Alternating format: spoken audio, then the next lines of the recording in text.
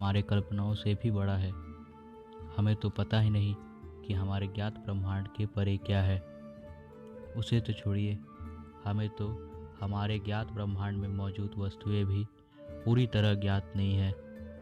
आए दिन हमारे वैज्ञानिक और खगोलविद नए नए खोज करते हैं, जिनमें से कुछ खोज ऐसे होते हैं जो हमें पूरी तरह आश्चर्यचकित कर। इसी तरह की एक खोज है एक एक्सोप्लैनेट 55 कैंकरी ई की।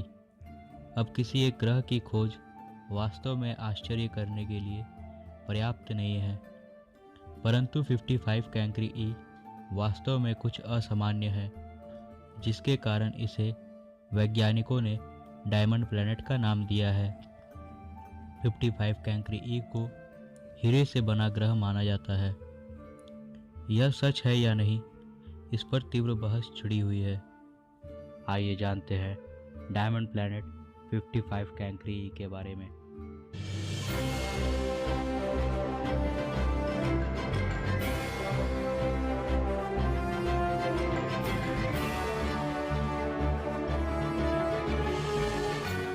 से 40 प्रकाश वर्ष दूर एक और सौर मंडल की खोज हुई, जिसका नाम 55 कैंकरी रखा गया। यह सौर मंडल कर्क नक्षत्र में स्थित है। इस सौर मंडल में एक मुख्य तारा 55 कैंकरी ए है और उसकी परिक्रमा करने वाले 5 ग्रह हैं, जिनका नाम 55 कैंकरी बी, 55 कैंकरी सी, 55 कैंकरी डी, 55 कैंकरी ई और 55 कैंकरी एफ है। 55 कैंकरी ई, जिसे जेनेसन भी कहा जाता है, एक एक्सोप्लैनेट है जो कि अपने होस्ट स्टार 55 कैंकरी ए की बेहद नज़दीक से परिक्रमा करता है। 55 कैंकरी ई का व्यास हमारे पृथ्वी की दोगुनी है, परंतु इसका मास अर्थात द्रव्यमान हमारे पृथ्वी से 8.63 गुनी ज़्यादा है। इसे अपने होस्ट स्टार के एक चक्कर को पूरा करने में कम से कम 18 घंटों का समय लगता है। ई की खोज 30 अगस्त 2004 को हुई। अपने विशाल आकार के बावजूद यह ग्रह अपने सौर मंडल के 5 ग्रहों में सबसे छोटी है। यह ग्रह अपने होस्ट स्टार के बेहद नज़दीक है, जिसके कारण इस ग्रह का तापमान 1700 डिग्री सेल्सियस यानी 2000 केल्विन है। वैज्ञानिकों का कहना है कि यह ग्रह एक कार्बन प्लैनेट है और उच्च तापमान और दबाव के कारण ये कार्बन हीरो में परिवर्तित हो गए होंगे। 2010 तक वैज्ञानिक मानते थे कि यह ग्रह अपने होस्ट स्टार की परिक्रमा 2.8 दिन में पूरा करता है, लेकिन 2010 में नई गणना में पता चला कि यह केवल 18 घंटों का समय लेता है।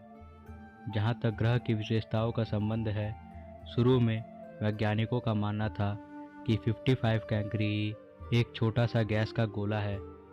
कुछ अन्य वैज्ञानिक मानते थे कि इस ग्रह में बड़े और चट्टानी स्थल हो सकते हैं।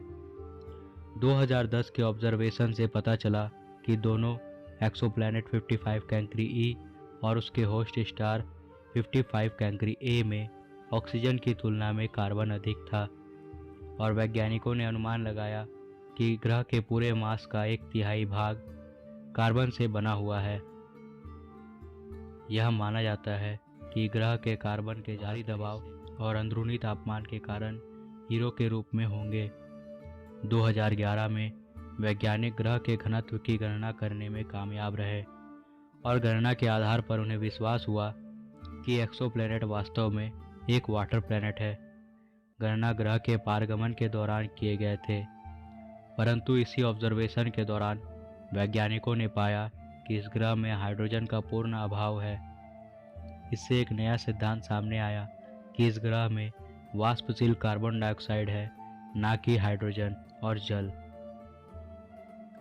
2013 में एरिजोना विश्वविद्यालय से जोहन्ना टेस्के ने एक टीम का नेतृत्व किया और तथाकथित डायमंड प्लैनेट और उसके होस्ट स्टार 2010 के डेटा को दोबारा अध्ययन किया। उसके अध्ययन में यह पाया गया कि होस्ट स्टार में केवल ऑक्सीजन के रूप में कार्बन की आधी राशि थी।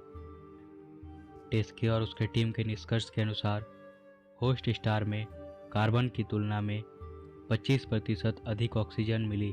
टेस्के ने कहा कि डायमंड प्लैनेट की गणना है कि ग्रह और उसके होस्ट स्टार में ऑक्सीजन से अधिक कार्बन थी, लेकिन नए अध्ययन का सुझाव है कि होस्ट स्टार के बारे में प्रारंभिक गणना अब वैध नहीं है। 2016 में यह घोषणा की गई कि नासा के हबल स्पेस टेलीस्कोप ने इस प्लैनेट पर हाइड्रोजन और हीलियम की विश्लेषण की है। उनके ऑब्जर्वेशन से ग्रह में उच्च हाइड्रोजन साइनाइड का भी संकेत मिला, जिससे पता चला कि ग्रह में उच्च मात्रा में कार्बन मौजूद है। इस परिणाम से यह पता चला कि सुपर अर्थ में कार्बन युक्त वातावरण है और यह पहले की बेहद अधिक है, लेकिन कोई जलवाष्प का पता नहीं चला और पहली बार किसी सुपर अर्थ एक्सोप्लैनेट के वातावरण का पूरी तरह विश्लेषण किया गया।